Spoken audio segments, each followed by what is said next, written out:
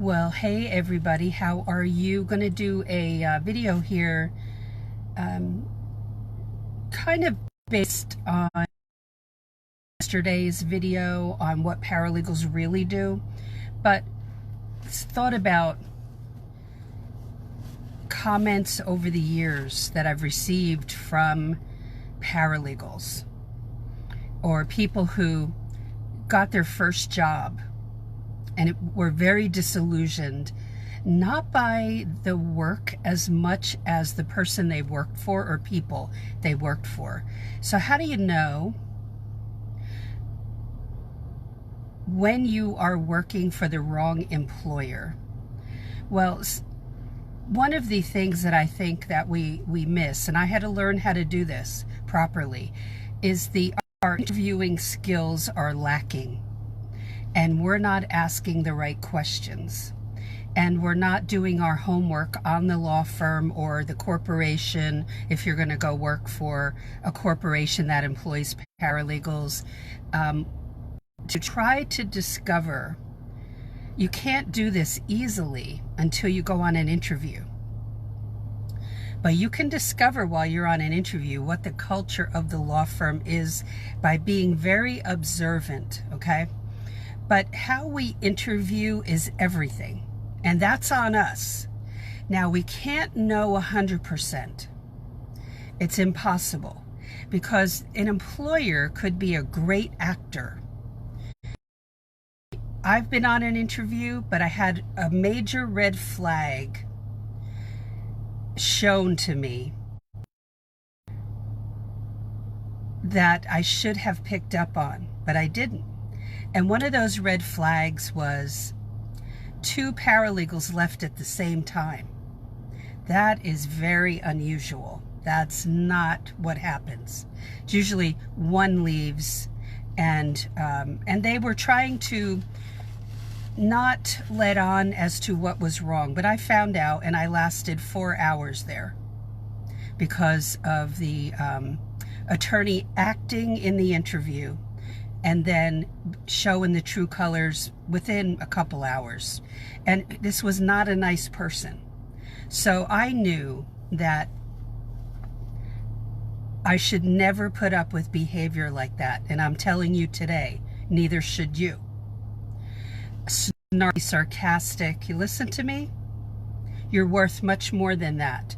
So no job is worth that. No job is worth that.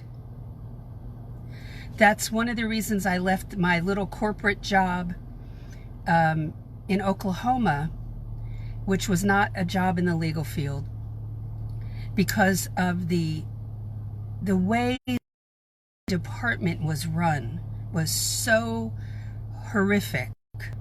And one of the managers was so, well, 2 of them were so ridiculously cruel, and nothing was done to stop that. That's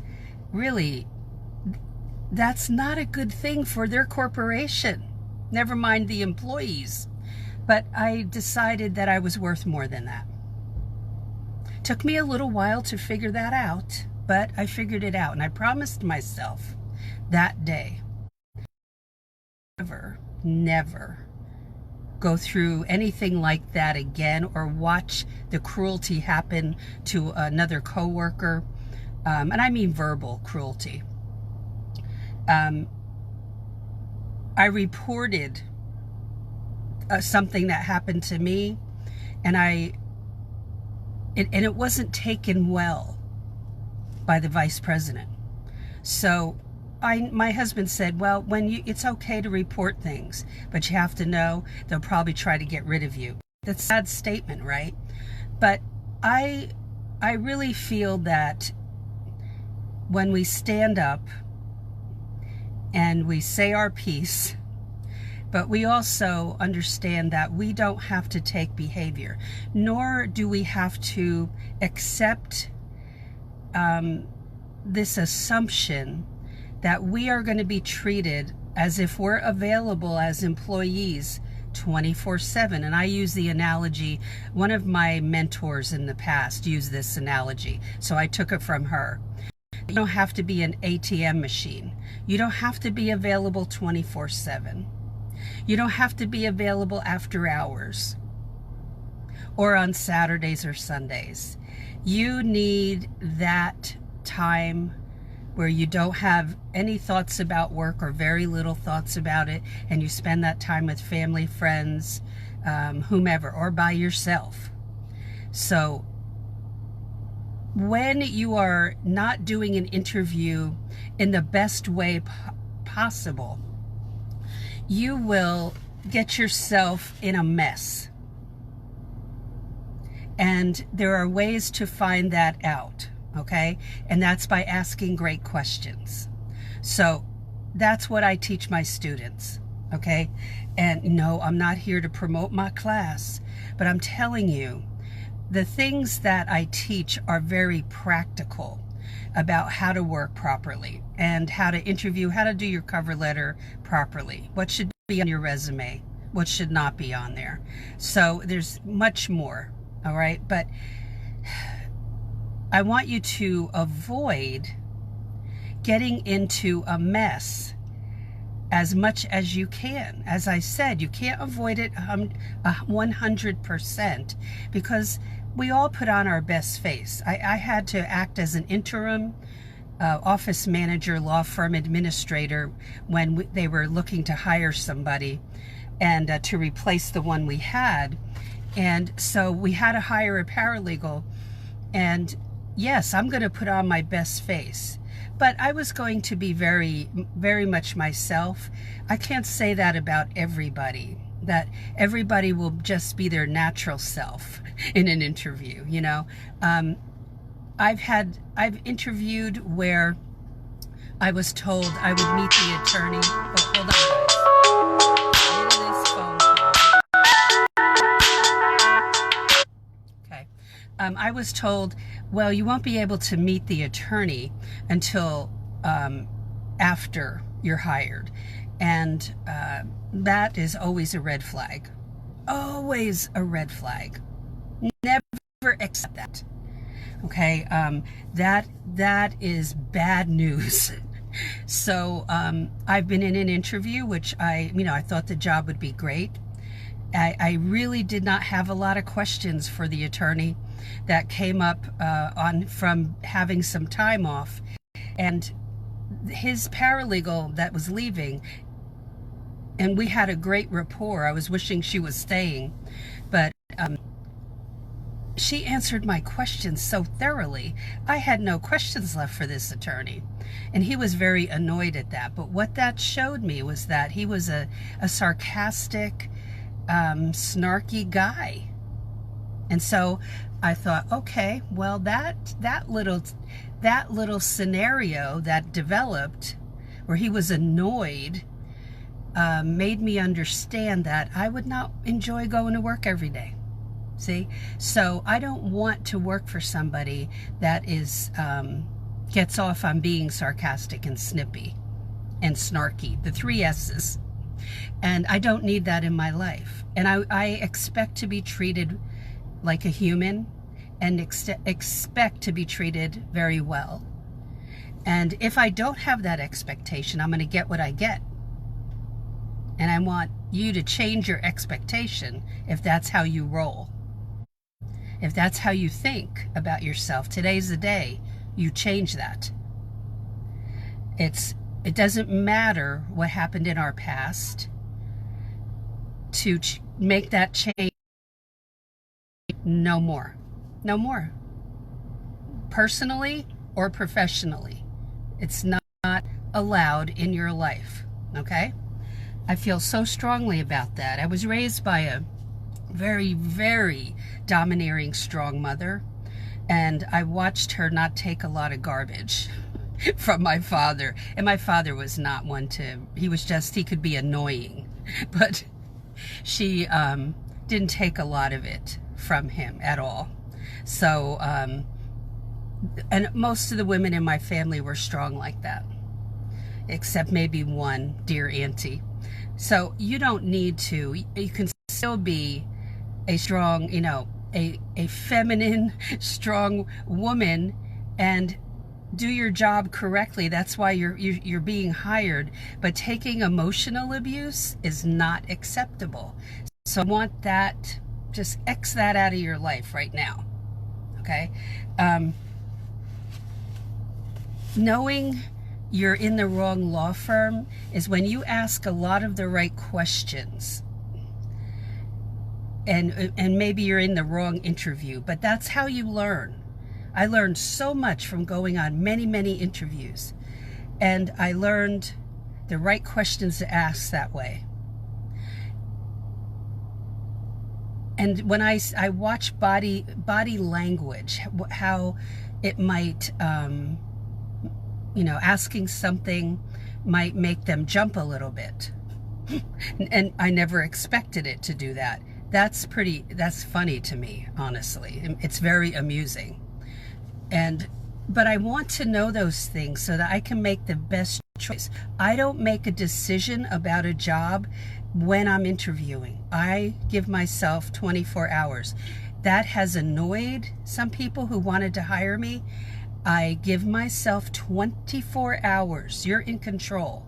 And all you say is, they say, well, we're looking to hire you. Are you ready to come on board? And say, well, I would like 24 hours because I always make it a practice to talk with and name somebody. It could be your spouse, it could be your fiance, it could be your significant other, but I need to talk it over with someone first to make sure, out of courtesy. Just out of courtesy. And some have not liked that, but they wanted to hire me, so they weren't going to just go, oh, forget it. They don't usually do that. So give yourself 24 hours and say you're going to call them by 4 p.m. or whatever it is, okay? Or 5 p.m. or whatever. Give yourself space to think about it. Was there something that you heard or saw that made you feel uneasy? What is your God-given intuition telling you when you're on that interview? What is it telling you? Don't be so desperate that you take the first thing that comes along. I've been desperate for a job. And I was desperate for a job when I took the one where I left after 4 hours. And that's why I made that decision out of desperation. But I made up my mind not to take behavior like that anymore, remember? And so I left. And I talked to the managing partner and his wife, who was the office manager, before I left. And that's when they confessed there was a problem with this attorney. So, that's a shame on the people running that law firm, that's how they operate, right? So you don't need to be part of that nonsense. And when I started looking again for a job, I just prayed over, asked God to bless my efforts. He did, and I ended up in a law firm that I was proud to be in. Okay? That I would say I was proud to be in. So, and I don't want you I've had students of mine share a story with me that they took a job and they didn't know how to interview properly before they took my course, and then they just took the first job that came along, and it wasn't cool. Some of the things that the attorneys were asking that particular person to do, it was actually against the rules of professional conduct. Yeah, attorneys can never have a paralegal set fees for how much they'll charge the customer. The paralegals are never allowed to quote fees. Never. Never allowed to, I'm watching a guy back up, making sure he's not going to hit my car here. We're never allowed to notarize a document without seeing ID, like a license, if we don't know that person. If we don't know them, we haven't met them before, we need to have ID. Some attorneys have asked me not to ask for ID. Can't do it. I'm required by the governor of the state, who commissioned me as a notary public to ask for ID. So when an attorney's asking you to break rules like this, That's not cool. That goes against the rules of professional conduct set out by your local state bar. And the attorneys are members of the bar when they're admitted after they pass their bar exam, and they have a major background check that is more thorough than the FBI or CIA, I'm telling you. And they make it, and they're called an attorney. They should know what their rules of conduct say that they can and cannot do, and you need to know it too. Okay? So Google it for your state. What are the rules of professional conduct for attorneys in the state of blah blah, and look at some of those. Okay, so you are not in the dark. There's no excuse to be in the dark. All the research at your fingertips just by Googling. Okay? All right, so that's it for today. I just wanted to pass that along, that when you're new, and most of you on this page are new, you don't have to be stuck in a job like that, and you can avoid hiring into a place like that by being smart and doing your homework. And my veteran paralegals who might be on this page, who like to complain about the job that they have, my challenge to any paralegal watching this is, why are you in that job, and why don't you change instead of whining and complaining all the time? Okay? That's my challenge to you. And so that's why I'm adamant about teaching what I do, so that you can avoid a lot of the pitfalls. All right? So have a great day today. Any questions or comments, if I'm not seeing them, it's rolls like that, and I'll answer them later. Okay? So have a great one, and I'll talk to you in, I'm not sure if I'm doing live videos over the weekend, but definitely on Monday. Have a great weekend. Talk to you later.